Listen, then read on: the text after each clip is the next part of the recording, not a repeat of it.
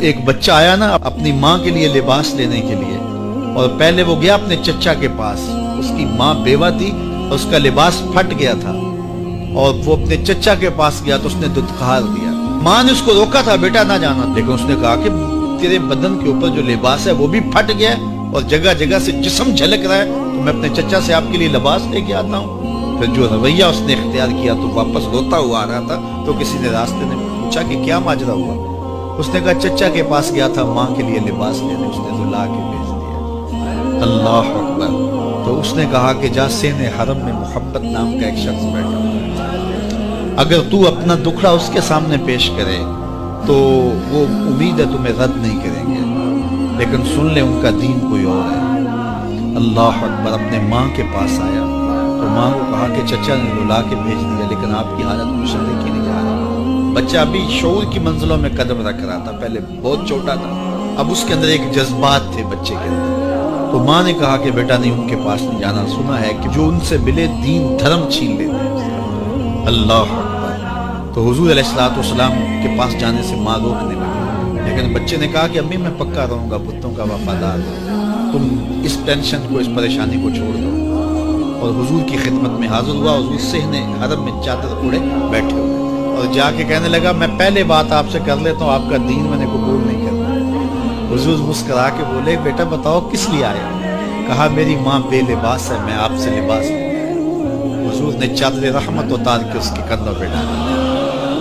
اللہ اکبر۔ وہ واپس آ گیا اور ماں پر حضور کی چادر اڑائی۔ اللہ اکبر۔ اور ماں نے کہا کہ بیٹے اس نے اپنا دین تو نہیں تجھے دیا؟ کہا نہ، میں نے پہلے کہہ دیا تھا تیرے دین نہیں مانا۔ ماں کہنے لگی پتر اس کا دین ماننا چاہیے، یہ جس نے رحمت کی چادر ہمارے سر پہ تار دی۔ اللہ اکبر۔ تیری تک کے ادامہ میں مرید ہو گیا۔ اس بوڑھی عورت کا قصہ بھی آپ نہیں بھول سکتے، جو گھر کا سامان باندھ کے اپنے دروازے پہ بیٹھی ہوئی تھی، اور اس نے سنا تھا مکے میں ایک جادوگر آیا ہے جسے ملتا ہے اس کا دین چھین لے، کہیں ایسا نہ ہو کہ کہیں اس سے ملاقات ہو جائے اور وہ دین ہی میرا چھین لے، مجھے شہر چھوڑ دینا چاہیے۔ گھر کے تھڑے کے اوپر سامان باندھ کے بیٹھی ہے۔ حضور بھی گزرے، اس نے دیکھا تو کہا بھتیجے یہ سامان میرے سر پہ رکھ دے۔ حضور نے سامان اٹھایا، دیکھا تو بوجھل تھا، وزنی تھا، اور بڑھیا کو دیکھا تو کمزور تھی۔ تو کہا کہ بڑھیا اگر چاہو تو جہاں چاہتی ہو میں خود نہ چھوڑا۔ اس نے کہا اس سے بڑی مہربانی کیا ہوگی؟ حضور نے سامان اٹھایا ہوا ہے اور بڑھیا سے باتیں بھی کرتی جا رہی۔ تو بڑھیا کو کہا کیوں جا رہی ہے؟ اس نے کہا کہ سنا ہے یہاں ایک جادوگر ہے جو لوگوں کا دھرم لوٹ لیتا ہے، لوگوں کا دین لوٹ لیتا ہے۔ میں نے ساری زندگی بتوں سے وفا کی، میرے آباء و اجداد نے بتوں سے وفا کی، میں چاہتی ہوں دین اجداد ہاتھ سے چھوٹ نہ جائے، آخر اس شہر میں رہتی ہوں کہیں مل نہ جائے۔ خیر حضور نے کچھ نہیں کہا، اس کا سامان نہیں پھینک دیا کہ ٹھیک ہے تم پھر جاؤ۔ سامان اس کا اٹھایا اور جہاں تک اس نے جانا تھا سامان پہنچایا، سامان سپرد کر کے واپس پلٹنے لگے۔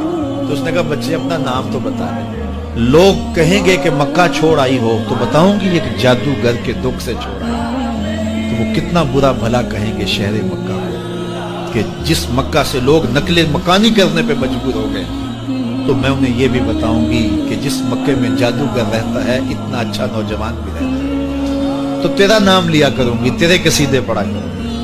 تو حضور علیہ السلام مسکرا پڑے، کہا بڑھیا جس جادوگر سے بھاگ کے آئی ہے وہ تیرے سامنے کھڑا ہے۔ اس نے کہا سچ سے آپ ہی محمد ہیں؟ حضور نے فرمایا نام میرا یہی ہے۔ تو اس نے کہا پھر آپ کا جادو میرے پہ چل گیا۔ اللہ اکبر۔ تیری تک کے ادامہ میں مرید ہو گئے، لوگوں کی خدمت کریں، بوڑھوں کے کام آئیں، دکھیوں کے کام آئیں، مصیبت زدہ کے کام آئیں۔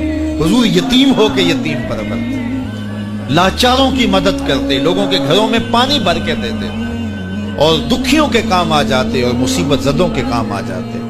تو حضور سے پیار کرنے والوں، امت میں آپس میں حسد نہ پھیلاؤ، بغض نہ کرو، نفرتوں کے پہاڑ کھڑے نہ کرو، ایک دوسرے سے پیار کرو، جڑو، امت وحدہ بنے، اور اپنے ماحول کو، اپنی معاشرت کو ایک خوبصورت معاشرت کا رنگ دو، اور اپنی زندگی کو حضور کے نام کر دو۔